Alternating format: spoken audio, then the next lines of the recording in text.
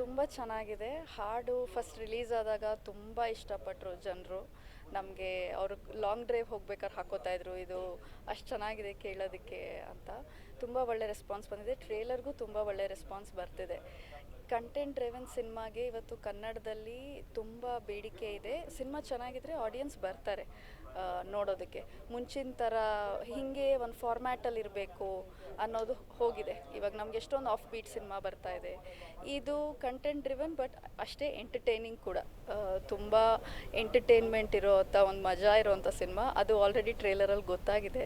So ಈಗ release ಆದಾಗ ಜನಕ್ಕೆ ಖಂಡಿತವಾಗ್ಲೂ ಇಷ್ಟ ಆಗುತ್ತೆ. ದಯವಿಟ್ಟು ಥಿಯೇಟರಲ್ಲಿ ಬಂದು ಸಿನಿಮಾ ನೋಡಿ ಅಂತ ಹೇಳಕ್ಕೆ ಇಷ್ಟಪಡ್ತೀನಿ.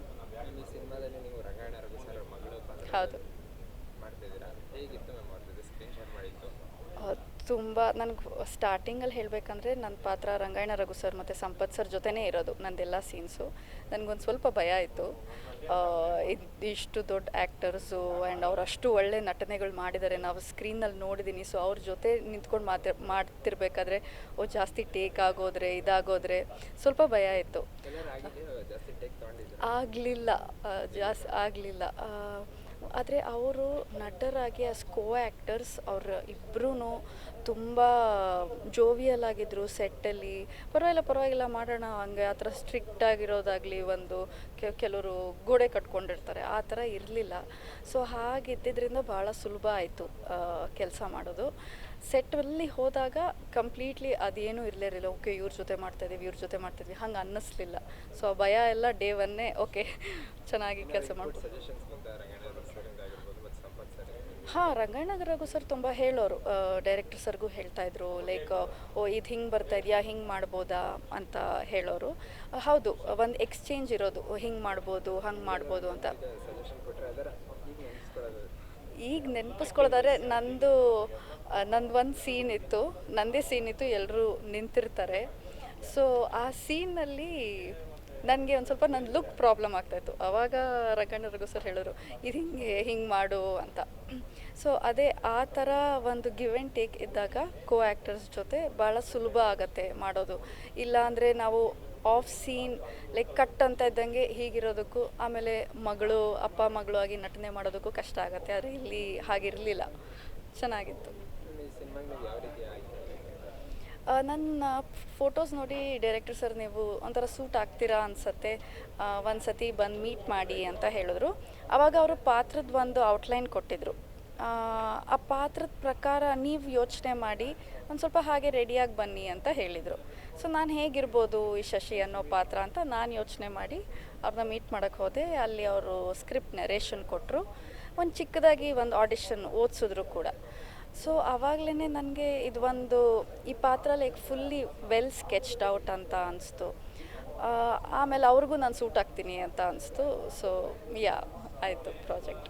ಮೆಜಾರಿಟಿ ಆಫ್ ದ ಹೀರೋಯಿನ್ಸ್ ಏನು ನೋಡ್ತಾರೆ ಅಂದರೆ ಕಮರ್ಷಿಯಲ್ ಸಿನಿಮಾ ಮತ್ತು ಗ್ಲಾಮರಸ್ ಆಗಿರಬೇಕು. ಹೌದು, ಇಂಡಸ್ಟ್ರಿನಲ್ಲಿ ಹೌದು, ಆಪರ್ಚುನಿಟೀಸ್ ಬರ್ತಾ ಹೋಗುತ್ತೆ ಅಂತ. ಬಟ್ ನೀವು ಡೆಡ್ ಆಪೋಸಿಟ್ ಆಗಿದ್ದಾರೆ. ಕಮರ್ಷಿಯಲ್ ಎಲ್ಲ ಕಂಟೆಂಟ್ ಓರಿಯೆಂಟೆಡ್ ಮತ್ತು ಇದರಲ್ಲಿ ತುಂಬ ಗ್ಲಾಮರಸ್ ಆಗೂ ಇರಲ್ಲ, ಹಳ್ಳಿ ಕ್ಯಾರೆಕ್ಟರ್ ಇರುತ್ತೆ. ಏನಕ್ಕೆ ಈ ಥರ ಚೂಸ್ ಮಾಡಿದ್ರು? ಆದರೆ ಈಗ ಅದು ಬದಲಾಗ್ತಿದೆ ಅಂತ ಅನಿಸುತ್ತೆ ನನಗೆ. ಮುಂಚೆ ಹೆಣ್ಮಕ್ಳು ಹೀರೋಯಿನ್ ಪಾತ್ರ ಅಂದರೆ ಬರೀ ಅಷ್ಟಕ್ಕೆ ಸೀಮಿತವಾಗಿರ್ತಾಯಿತ್ತು. ಗ್ಲಾಮರಸ್ಸು, ಒಂದೆರಡು ಹಾಡಿದೆ, ಚೆನ್ನಾಗಿ ಕಾಣಿಸ್ತಾರೆ, ಅಷ್ಟೇ ಇರ್ತಾಯಿತ್ತು. ಆದರೆ ಈಗ ಫಿಮೇಲ್ ಕ್ಯಾರೆಕ್ಟರ್ಸ್ ಬರೀತಾ ಇದ್ದಾರೆ. ಹೀರೋಯಿನ್ ಕ್ಯಾರೆಕ್ಟರ್ಸು ಅವ್ರದ್ದು ಒಂದು ಕತೆ ಇರುತ್ತೆ, ಅವ್ರದ್ದೇ ಆದ ಒಂದು ಅಪ್ಸ್ ಆ್ಯಂಡ್ ಡೌನ್ಸ್ ಇರುತ್ತೆ. ಸೊ ಆ ಥರ ಪಾತ್ರಗಳು ಇವಾಗ ಬರ್ತಾ ಇದೆ.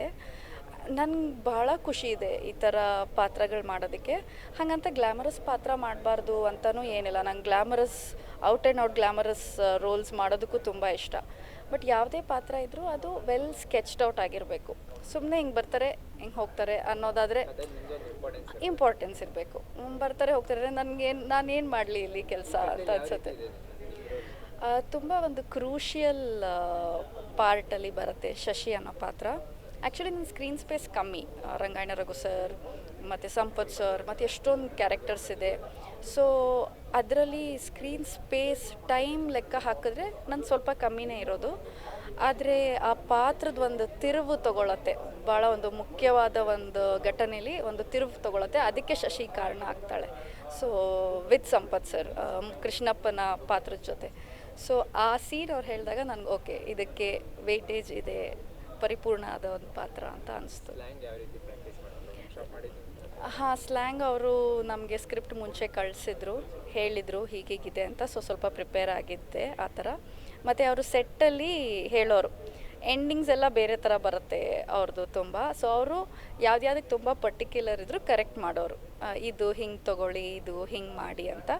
ಸೊ ಮುಂಚೆ ಸ್ಕ್ರಿಪ್ಟ್ ಕೊಟ್ಟಿದ್ದರಿಂದ ಸುಲಭ ಆಯಿತು ಸೆಟ್ಟಲ್ಲಿ ಹೋದಾಗ. Thank you so much.